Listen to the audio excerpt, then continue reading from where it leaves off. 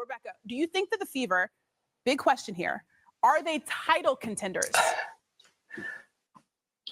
I think they're one piece away. I think they're one piece away from being a title contender. I think adding Natasha Howard puts them potentially in the top 4. Now, if they could sign, say, Nneka Ogwumike or Satu Sabally or even DeWanna Bonner, I would put them in the championship conversation. But they haven't done that. But they have. Well, they have now.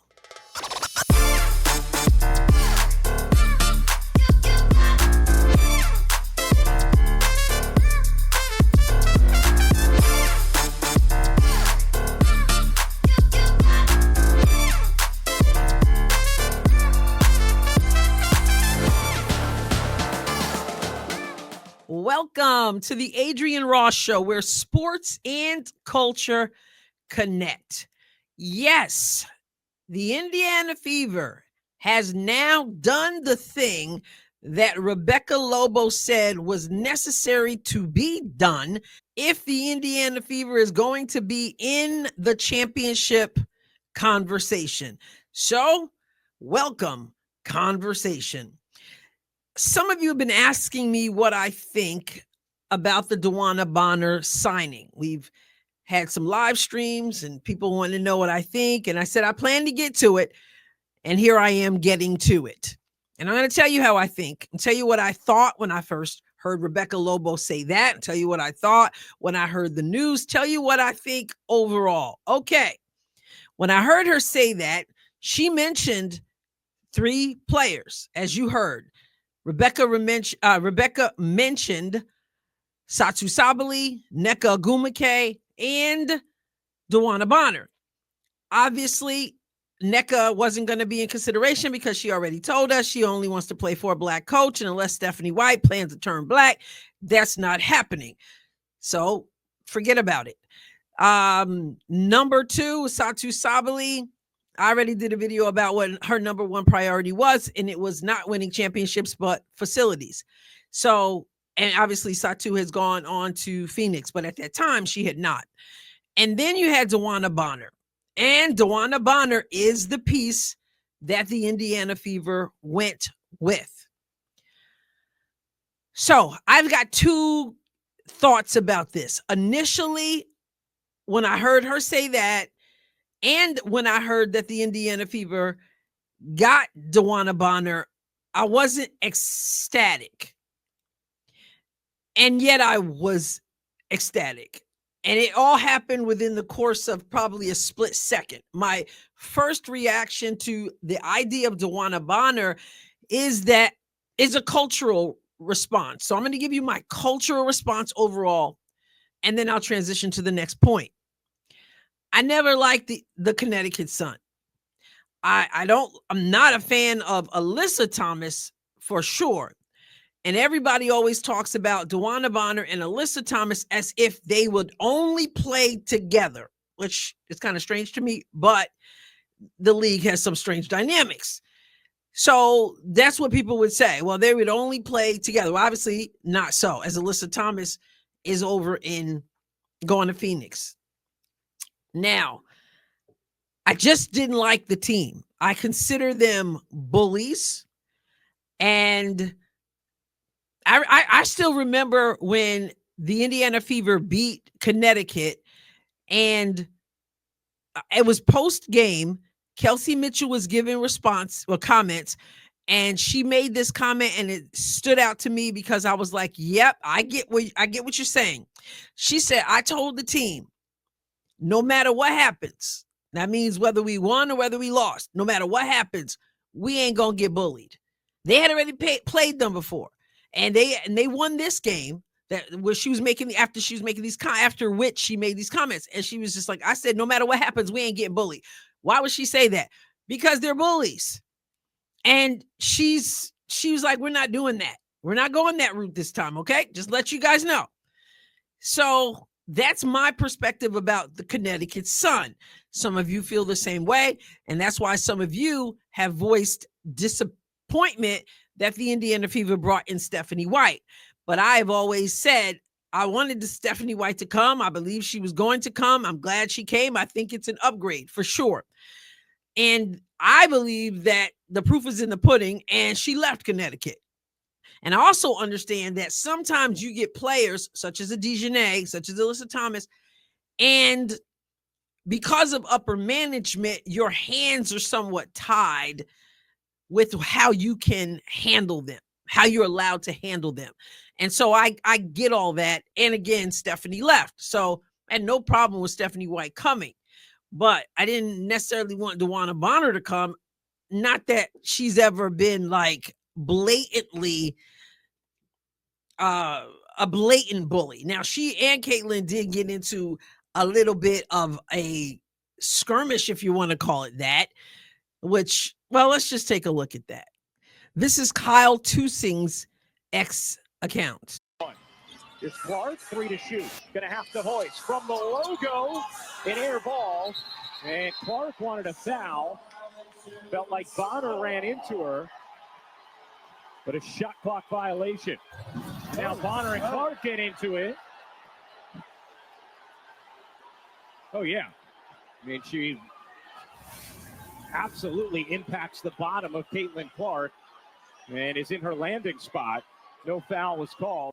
So there was that with Bonner, but that's just competitiveness. That's CC being frustrated because Bonner undercut her, didn't get the foul call, and I don't know if she felt like she bumped into her on purpose or whatever the case may be, but that's just the heat of the battle. That's not a deal breaker right there. Neither one of them cares about what happened right there. That doesn't stop them from being great teammates.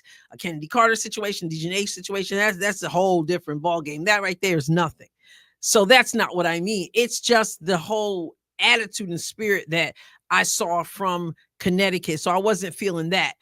More than that even is what Alyssa Thomas said, which I felt was classless. And that is after they eliminated the Fever from the playoffs, after that game 2, mind you, this right here was game 2 also, if I remember right. Let me double check this little battle that these two had, if you want to call it that. That was game, I think it was game 2, whatever. Anyway, it was one of the 2 games. Yeah, it was game 2. And so after that game, when Indiana was eliminated by Connecticut, you had DeWanna sitting at the table, a post-game conference along with Alyssa Thomas. And again, she and Bonner are an item, right?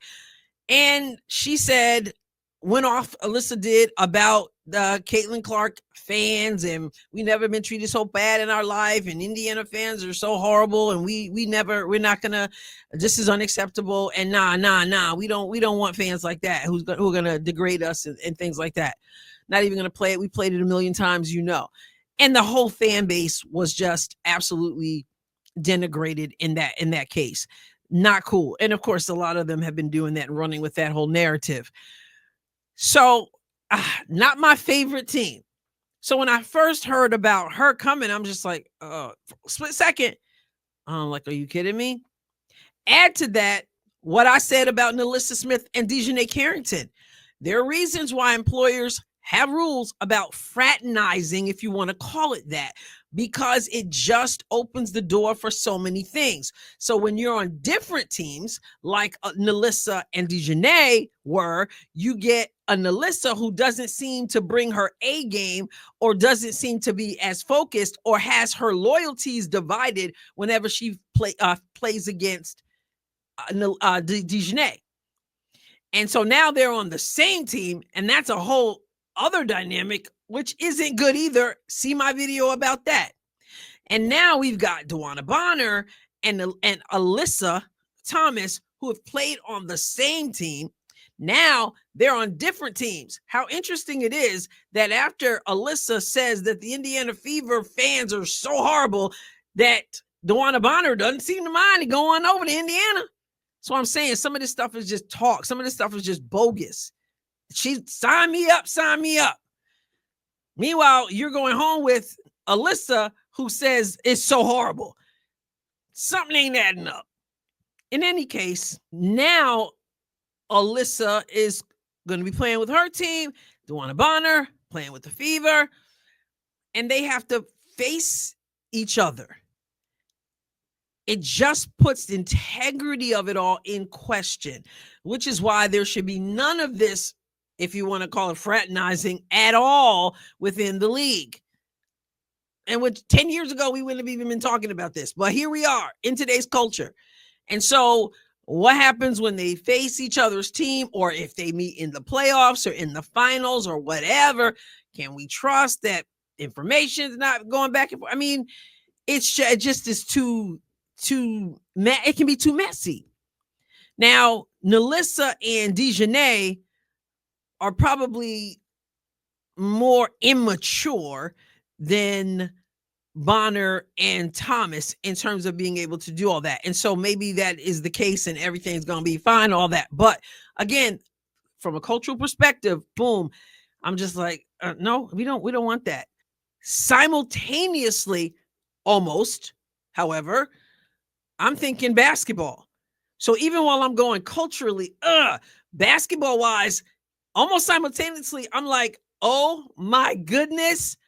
No, they did not just do that. This is off the charts. So culturally, I got my concerns. Basketball wise, this is huge for the Indiana Fever. Huge. Now remember, I started by playing what Rebecca Lobo said about Indiana being one piece away. And she named DeWanna Bonner, and she ended that clip with the clip, or I ended the clip with her saying, but they haven't done that, meaning signed DeWanna Bonner. Well, what did she say after it was announced that DeWanna Bonner will indeed be in an Indiana Fever jersey? Okay, today is a special one. Caitlin Clark is getting her jersey retired at Iowa. She also has a new teammate in DeWanna Bonner. We had that news earlier in the show. What does Bonner's addition now mean for the Fever's title potential? I think the Indiana Fever, with the addition of DeWanna Bonner, after already adding Natasha Howard and Sophie Cunningham, are now in the championship conversation, along with the New York Liberty, the Minnesota Lynx, and the Las Vegas Aces. DeWanna Bonner. She was true to her word. She told us that DeWanna Bonner could put them in the championship conversation. And now that they got DeWanna Bonner, she says, I think this puts them in the championship conversation. So DeWanna Bonner, from a basketball perspective, is an A addition for the Indiana Fever. The Indiana Fever re-signed Kelsey Mitchell. The Indiana Fever signed Sophie Cunningham, signed Natasha Howard, now has signed DeWanna Bonner. DeWanna, the versatile player, the champion, the six-time All-Star, is it? She can play the 1, she can play the 2, she can play the 3, she can play the 4, she can catch the ball on the run. She can hit the three-point shot. She can hit the mid-range shot. And her defense, they just have a huge upgrade on their defense, which is going to lead to offense, and the Indiana Fever will be able to run. DeWanna Bonner can catch and shoot the 3, and she always looks when she releases it like she knows it's going in. So what has she said about Caitlin Clark? Well, before that game 2 in Connecticut against the Fever, she said this. This is over at marca.com. And it says, before the game, Bonner acknowledged Clark's skill, saying, she's a great player. She's not your typical rookie. But in order to win the championship, you got to guard the best player. So I'm up for the challenge. She acknowledges Caitlin's skill. She acknowledges that she's head and shoulders above other rookies. She acknowledges that she's the best player. And she also says, hey, to win, you got to guard the best player. And I'm willing to do that. So she brings that defensive intensity and mindset, and she's so long. So it's an absolute, like I said, from a basketball perspective, when I see something like this in the works, I think it's, some people are talking about scary. I think that's about right. Let's look at her stats. ESPN.com, DeWanna Bonner. They already have her here as an Indiana Fever number 24. My basketball number. Some great number 24s. I tell you what. 15 points per game in 2024, 6 rebounds, 2 assists, 1.5 steals per game. As a career, 14.9, so 15 points per game, 6.1 rebounds, 2.3 assists, 1.2 steal, 0.7 blocks per game. Turnovers are low at 1.6, almost 42% field goal percentage, over 30% from three, 86% basically from free throw. And she's not committing a whole lot of fouls. And for somebody who is who's tough on defense, that's saying something. So ask me again what I think of DeWanna Bonner coming to Indiana. Listen, this is basketball. They'll have to figure out the cultural aspect of it. But from a basketball perspective, it is it's looking like something. Remember, she's versatile. So she can be starting the game at various positions. She can come off the bench. I doubt she's going to come off the bench, but I mean, she can sub out at other positions as well. So before we go, I'm just going to show you a few highlights. I'll let them speak for themselves. Double-digit rebounds once again the other night. 4 double-doubles, 23 and 10. Ball is loose on the deck. Ripped away by Brianna Jones. Alyssa Thomas shovels. DB does the rest. I don't want to give too much away, but throw multiple bodies. So not necessarily a double team, but just clog that paint as much as possible when Asia catches it in deep. DB turns and hits. And putting the work in, and it will show up for you. Wilson off the mark, box out Brianna Jones. We have yet to see Beck Allen tonight, still the starting 5. Bonner, red hot, only scored 5 points. Getting to her spots early on. He's talked about making that right read off the ball, catch and shoot way deep. DeWanna Bonner, 4 of 7 from 3. Shot 45% from distance in the finals. Hayes to Bonner. Count it plus the foul. Zinger into Parker. Everything but the finish. Lobbed ahead. Alyssa Thomas to Bonner. Season high for Bonner, 23 points. Uncharacteristic amount of minutes compared to the rest of the season, 37 on the year. Clark makes the 5-footer, 10-point game. DeWanna Bonner for 3. What do you think? Get in the comments. I'll catch you next time, God willing. God bless you abundantly.